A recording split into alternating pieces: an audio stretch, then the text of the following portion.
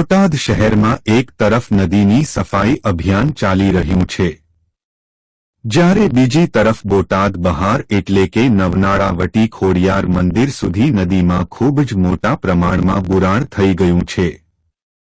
હાલ પ્રી મોન્સૂનની કામગીરીને લઈ બોટાદની મધુમતી નદી અને ઉતાવળી નદીમાં કચરો દૂર કરી નદીને ઊંડી ઉતારવાનું કામકાજ ચાલી રહ્યું છે, જ્યારે કે આ નદીને બોટાદ બહાર નવનાળા વટી ખોડિયાર મંદિર તરફ નદીમાં ખૂબ જ મોટા પ્રમાણમાં બુરાણ થઈ ગયેલું જોવા મળી રહ્યું છે અને આ નદીમાં પુરાણ કરી ખેતીવાડી તેમજ બગીચાઓ પણ બની ગયા છે।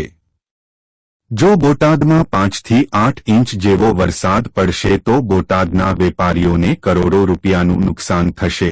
શહેરમાં પાણી ભરાવાની પણ મોટી સમસ્યાઓ સામે વેપારીઓને તકલીફ ભોગવી પડશે।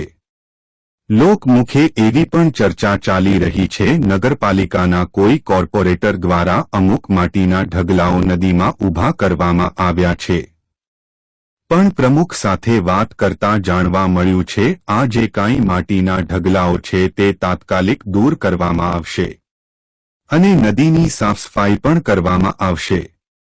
હવે જોવું રહ્યું કે આ નદીની સાફસફાઈ કેટલા સમયમાં થશે અને કેટલું ગુણવત્તાપૂર્વક કામ થશે, જોવું રહ્યું। મારું નામ દામજીભાઈ પટેલ। દામજીભાઈ, આજે કંઈક નદીને લઈને તમે પત્રકારોને બોલાવ્યા છો, શું છે સમસ્યા? હવે નદીને લઈને એ માટે બોલાવ્યા છે કે આ નદીનો પટ ઓછામાં ઓછો 9 નાળા વટો એટલે 500 ફૂટનો છે। હવે એ નદીને અત્યારે હાલમાં 50 ફૂટ પૂરતી પહોળાઈ રહેવા દીધી છે અને નદીને એટલું બધું બુરાણ કરેલું છે કે નવનાળાથી લઈને ખોડિયાર મંદિર સુધી ઓછામાં ઓછું 7 થી 8 ફૂટનું બુરાણ કરી દીધેલું છે અને અંદર લીંબુડીના ઝાડ છે। શું આ સરકારે નદીની માલિકી કોઈને વેચી આપેલ છે? તો સરકાર એનો જવાબ આપે। નદીનું બુરાણ કોને કરેલું છે, કઈ જાણવા મળ્યું આપને? હવે એ તો એ સરકારનો વિષય છે, એને ભાડાપટ્ટે આપ્યું છે એટલે એને ખબર છે। અમે તો વારંવાર અરજીઓ કરેલી છે અને નિયમ એવો છે કે 15 જૂન પહેલા કોઈ પણ નદીમાં ખાલી કરી આપવું પડે અને એને નિયમ એવો છે કે વેલા પાંદડાવાળી વસ્તુ વાવવાની હોય તો 15-20 વર્ષની અંદર લીંબુડીના ઝાડ ઊભા છે।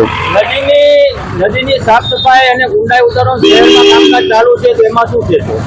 નદીનું સફાઈ કામ એવું બેકાર ચાલે છે કે ખરેખર નવનાળાથી આગળ કામ કરવાની જરૂર છે। ત્યાં તો મોટો પાળો થઈ ગયો છે અને ખરેખર જો ત્યાં નહીં ઉતારે તો ગામમાં પાણી કરી જ જવાનું છે।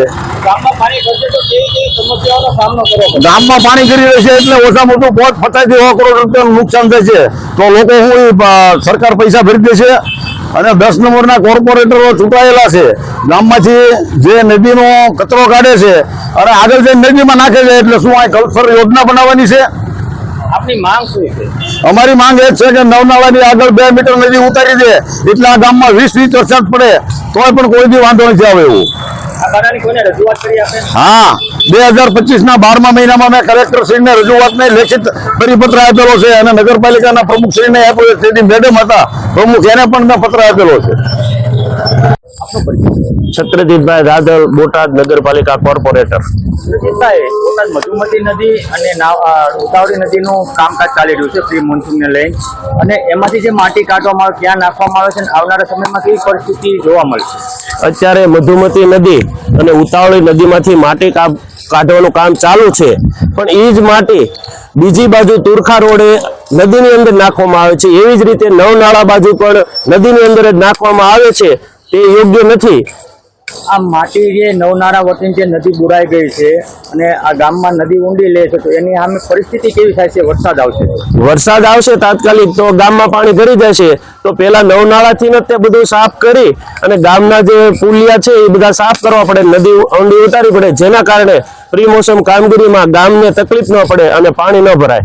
નદીનો ગાળ જે આ ગામની બહાર જે નાખવામાં આવ્યો છે એ કેટલું યોગ્ય છે?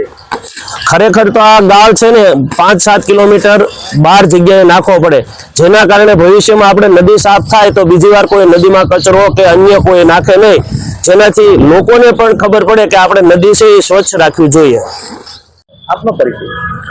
મારું નામ અશ્વિનભાઈ ઘનશ્યામભાઈ ખસિયા, બોટાદ નગરપાલિકા પ્રમુખ। પ્રમુખ સાહેબ, નવનાળા વટી ખોડિયારની સામે કંઈક ધૂળના ઢગલાઓ જોવા મળી રહ્યા છે, શું એ બારામાં આપ કહેશો?